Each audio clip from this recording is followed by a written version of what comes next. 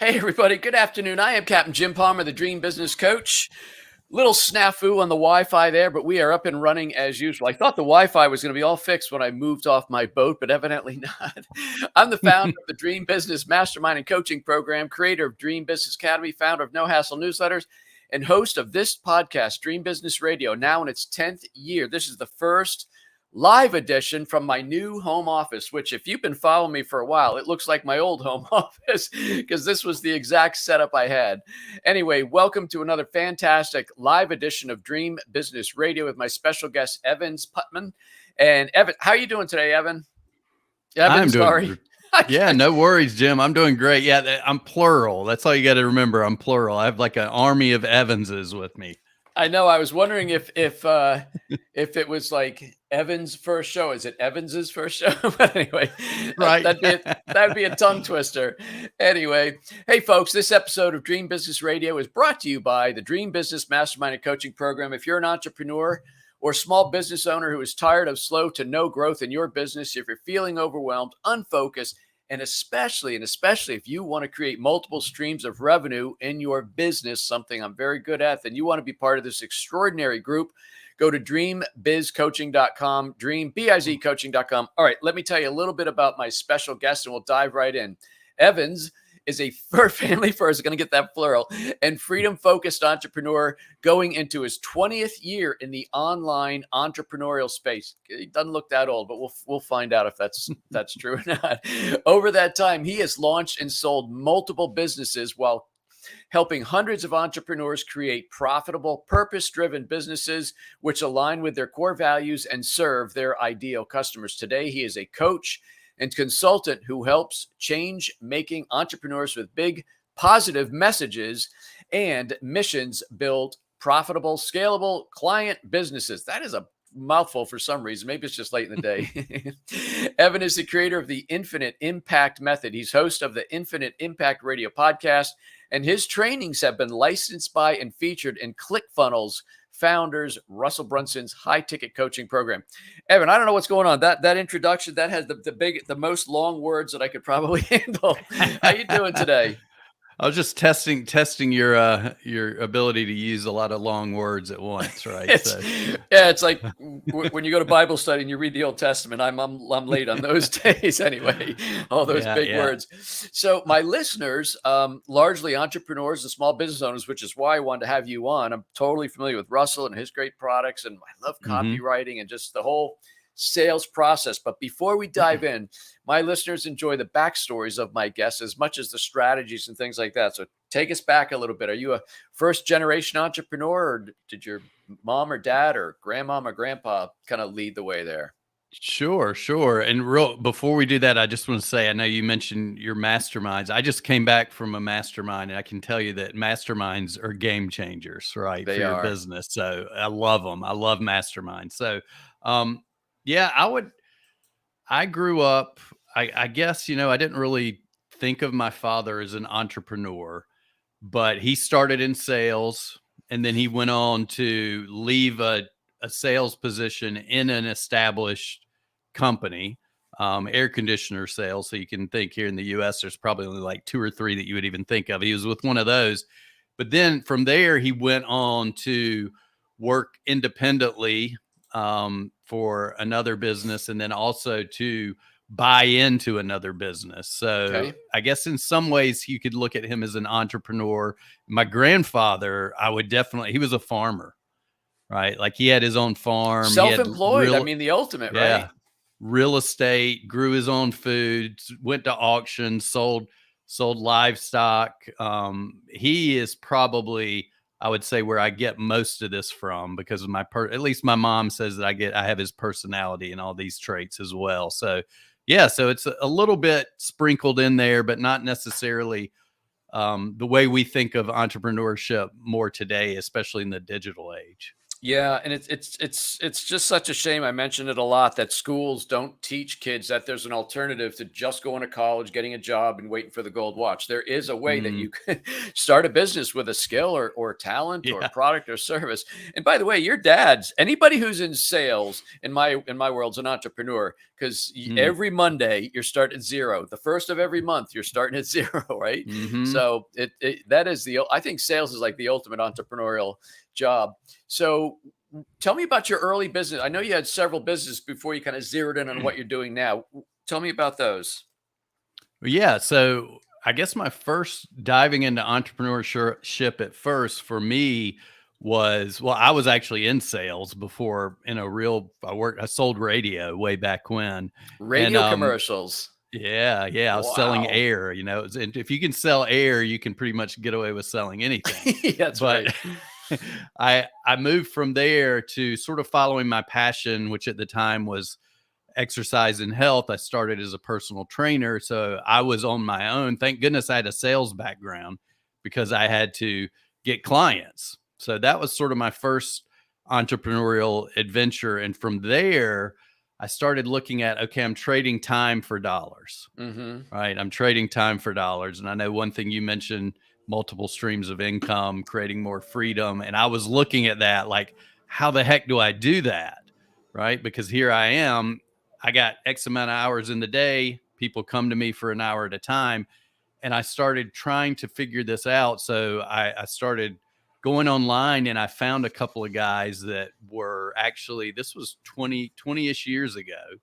And they were selling how to get more clients, how to build fitness programs that you could leverage your time and grow and not just be a billable hour type personal trainer. Sure. And I got all into that and got excited. And they're mailing me. Remember those days you would get the big giant packages full of CDs or cassettes? That Yeah. that was Which you then, couldn't right? stop.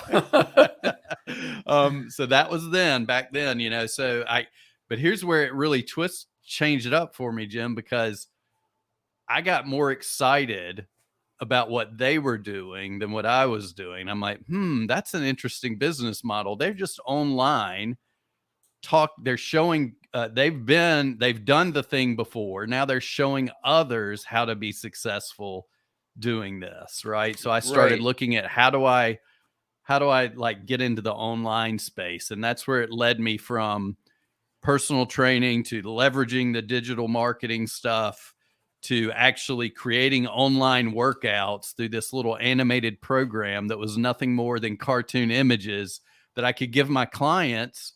And then I was like, wow, I can now work with somebody maybe one time a week, Mm. give them this stuff to go do on their own, then do more like consulting.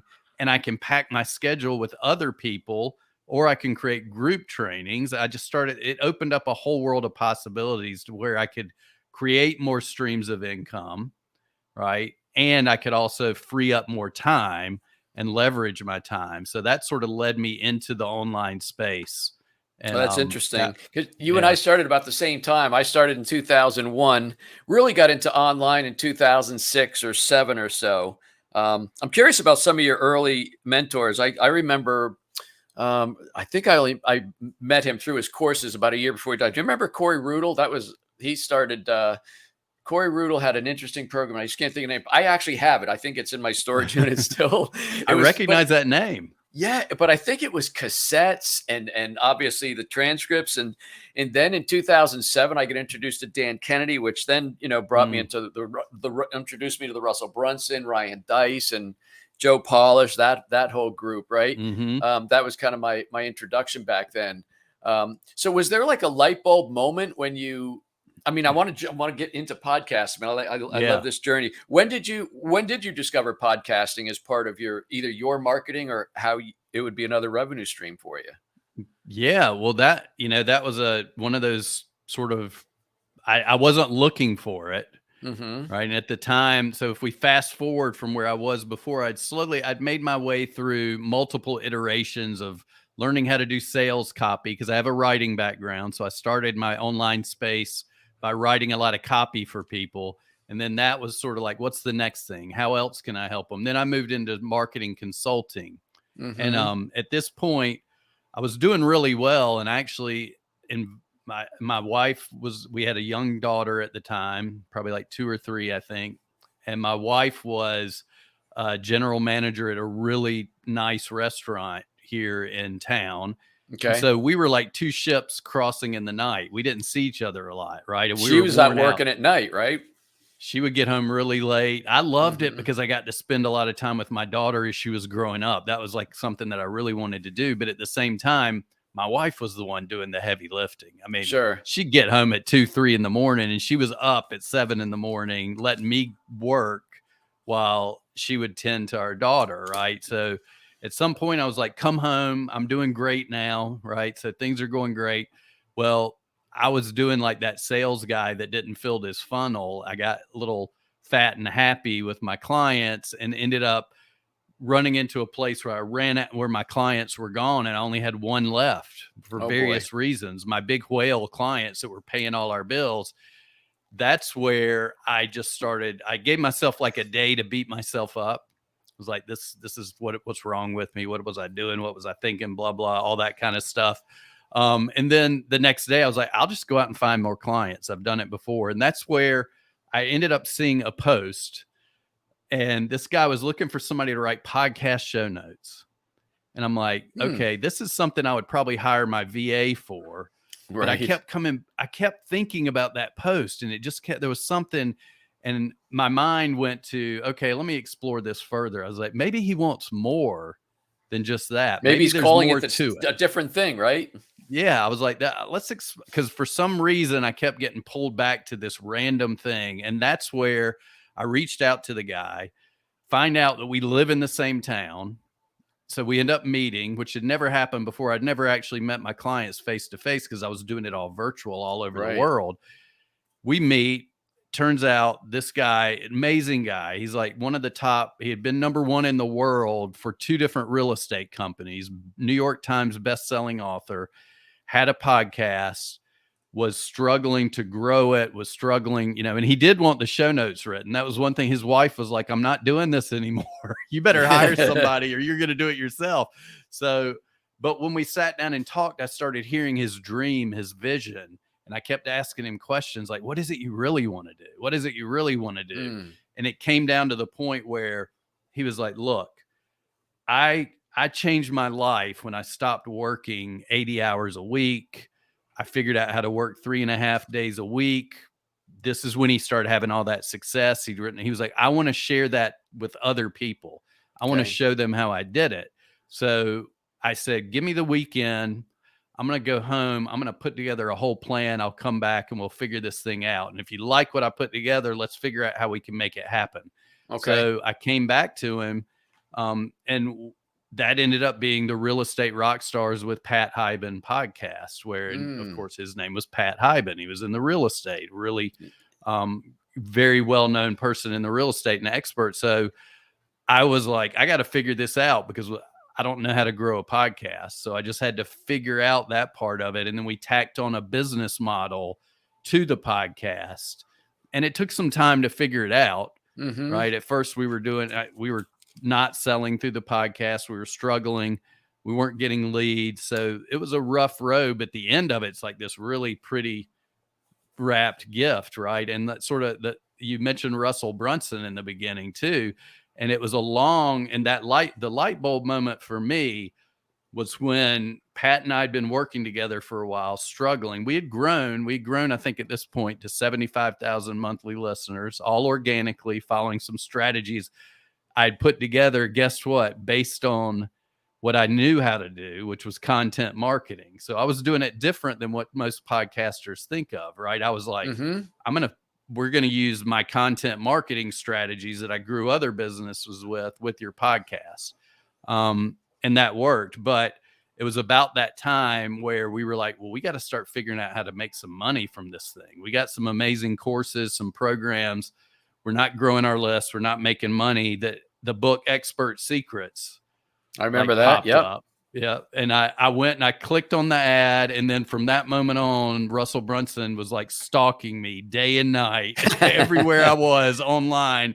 Free book for $7 shipping, right? That was the thing. So I ordered it, right? I was like, I got to get this book. And it was when I read that book that just flipped the light bulb, because it was all about creating a movement, right? About having, and it's what my client wanted to do when we met with that first time, right? Like I want to change other people's lives with my mission Mm-hmm. and create this movement, this tribe of people. And it was like the book was just, it was like Russell Brunson was listening to our conversation, which or the iPhone, you know, probably one of the two, Yeah, exactly. and delivered it. So Yeah, I'll so tell you what, that's still one of my favorite books today. I mean, I'm a Dan Kennedy, you know, he's my biggest mentor, but Russell's stuff is mhm, so, which is so interesting how Russell bought Dan's company, and it right, seems to have come absolutely. full circle. So, I'm just curious, when the guy reached out about show notes, was he literally talking about a transcript or pulling out like the highlights of the show? What did he think he wanted?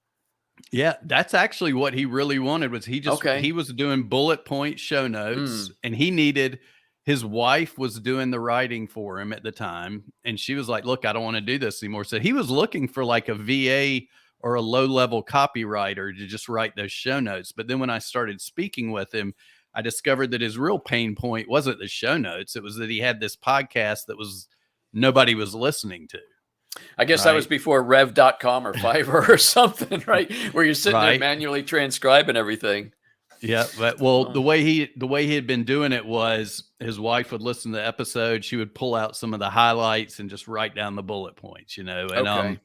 but yeah, he his real pain point was more about people aren't listening and I don't really understand, and I want to build a business and I don't really know. I've never done one online before. You know, been very successful in the real estate world Mhm. outside of the online space, but this was all new to him. How do I translate my knowledge and know-how into a viable business online?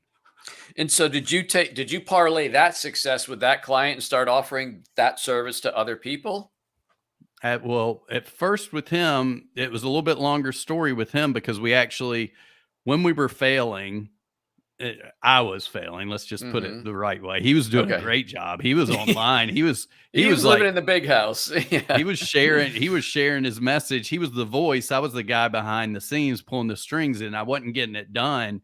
And we went to Funnel Hacking Live and ended up joining one of Russell's coaching programs. Okay. I listened to my coaches, did what they did. It was like coaching slash mastermind, right? I was getting in the room with some successful people. I was picking their brains, and that doing that over the next year, we took that business from basically zero to $500,000 through Wow. the podcast. And Okay. and we grew it to 150,000 monthly on average monthly listeners, and that was over a 12-month period, and then it kept growing. But the thing that happened during that initial ramp up, when I was like, I want to do this coaching program, it was like, that's going to cost some money, right? Mhm. So we came to an agreement that I was no longer working for him. Exclusively. I Yeah. was now working with him. So I became a partner in the business. I said, just Okay. quit paying me, give me profit sharing and equity. So now all of a sudden I'm a partner in the business, Okay. and we grew it together and then ended up having the success. So down the road, like a year and a half, 2 years later, when I did leave that business was actually sold, a podcast, right? It was crazy Mhm. because of our audience and because of our list. So let's connect the dots a little bit for my listeners, because so Yeah. many of them are doing podcasts. They have two downloads, Mm-hmm. 2,000. I don't know, but there's somewhere they intuitively feel it's an important part of their marketing process, but they don't know how Mm-hmm. to quantify it, I guess. So you were able to quantify that you grew to $500,000 in revenue. You got about on average about 150,000, if I remember that number right, listeners per month. How did that Mm-hmm. happen? And like, what was the connection to the funnel? Was Mm-hmm. that an integral part of building that base? Absolutely. Yeah. And that's what we did, right? Like we turned it into what I like to call a podcast sales funnel. So Okay. what I like to share and the thing that a lot of successful, I mean, really, I work with some really successful business owners now, and they don't get the connection Hmm. of how do I connect the podcast to my business. And that's what we figured out. For us, the podcast was like the engine driving the car, Okay. right? Everything relied on it. It brought us our traffic, it brought us our leads, it brought us our sales. So what we did was we actually, first thing we did was focused on growing, right? Because I knew how to do that. We did that through content. We did that through getting on other shows. I won't go too deep in. I'm happy to explain some of the strategies if we have Okay. time. But so we focused on audience growth, reaching the right people. And real quick, one of the ways we did this, remember I said I had a content background? Yes. We went out and we found 4 really strategic places where our ideal dream client listener was going to consume content, written content. And we put written content on those pages, like a blog, on other sites that had our audience. They were already big name players that were looking for content. But what we did that was different than everybody else, probably because and to be honest, probably just because I didn't really think about it. It was just like, well, why don't we embed the podcast episode into that content? So if you think about Russell Brunson, and he probably learned this from Dan Kennedy or another direct response, right? It was like we created a real heavy, captivating, attention-grabbing hook for a headline, had like some curiosity in the first 1 to 2 sentences to pull the reader in. Right under that first episode or first paragraph, we dropped in the embeddable player, the podcast player, the code on that content. So they didn't click and go away. Excuse me, not even a link to go listen. The podcast player was right there. Absolutely. Oh, wow. Yeah. And what we did was we were like, you know what we did, Jim? It was like, so Jim comes on our show, right? And he gives like 5 amazing, value around how to create multiple streams of income or whatever it is that you're talking about, right? And so we would say, hey, we get them with the hook, and then we'd, the first paragraph would have some curiosity, but it would, at the end of the first paragraph, that would be a line that would say something like, if you want to you can get, Jim shared 5 tips. 3 of them are in this article. If you want all 5, especially you don't want to miss number 5, you can just click the player right below and listen to the full episode. Okay. Right. And then we would have the rest of the content below that. So it was a full post, about 400 words or so. But the key was giving them that player directly on the page where they could listen to it right then, because we know how easily people like, oh yeah, I'll click the link. I'll read the article, then click the link. They read the article, their phone rings, they get a text. They don't do any of that. Right. So that's how we sort of grew in the beginning, the combination of that and getting on the right shows. But if you think about it, here's the principle below that, because I like to share principles, not just tactics. That was evergreen, right? Think about your podcast episodes. They're evergreen. They're out there forever, right? Social media is not evergreen. So many people focus on growing their shows through social media. It's like pouring water into a cup that has holes in it. Right. You're constantly pouring. Following this strategy, not only did we go where our listeners were already hanging out, so we were proactively putting it right in their faces, but it's evergreen. So just like our podcast episodes, that content lived out there forever.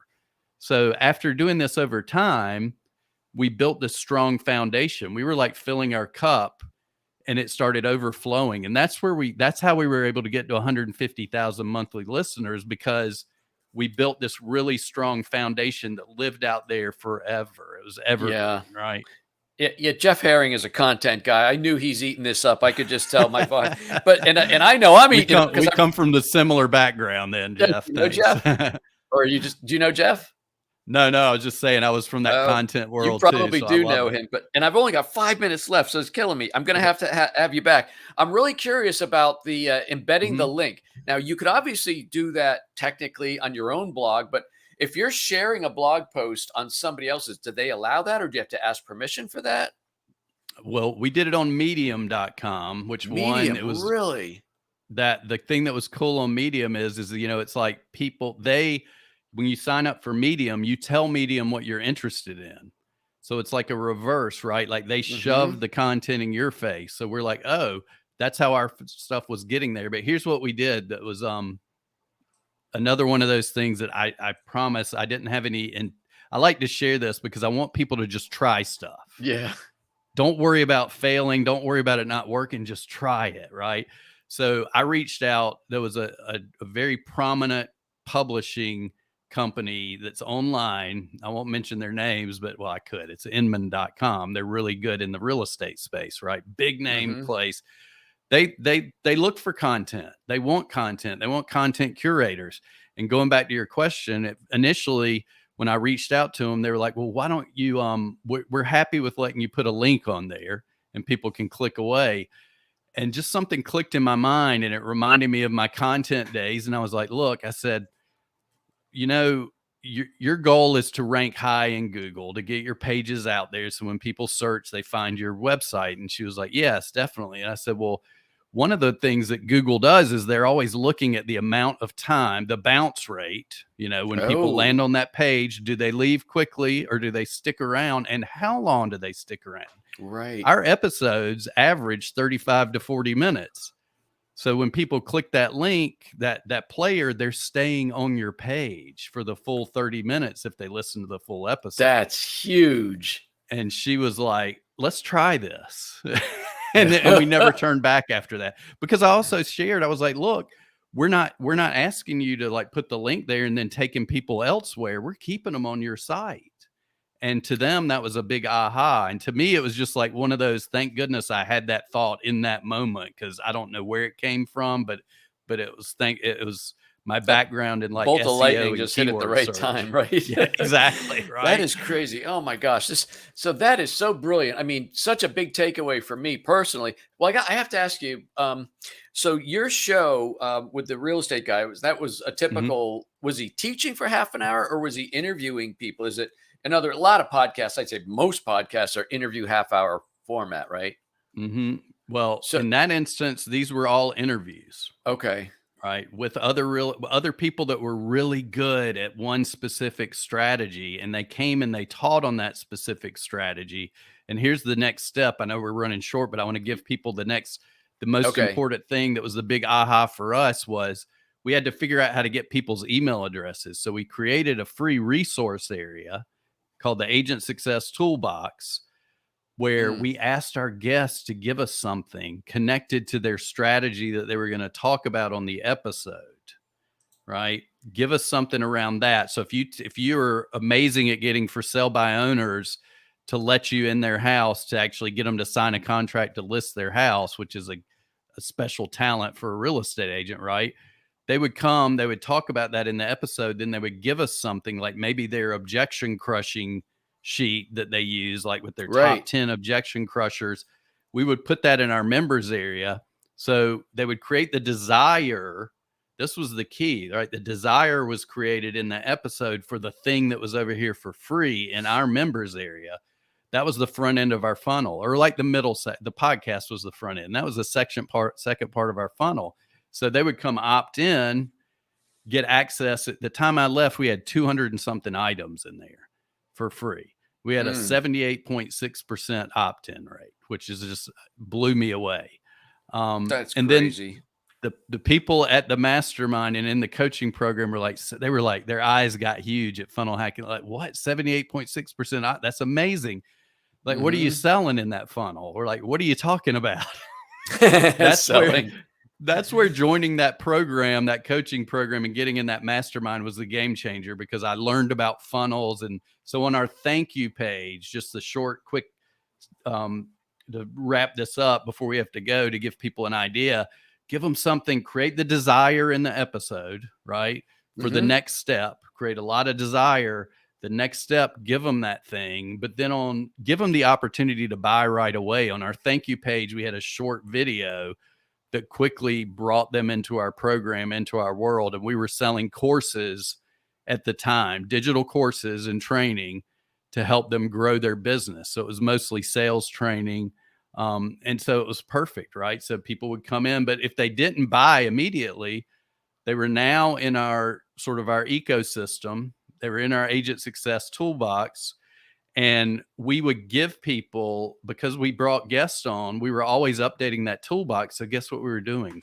Sending them follow-up emails. Hey, Jim, we got another cool thing for you in the toolbox area. Have you checked it out yet? Hey, nice. Jim, we got another cool thing for you. Have you checked it out? Hey, Jim, we weren't selling.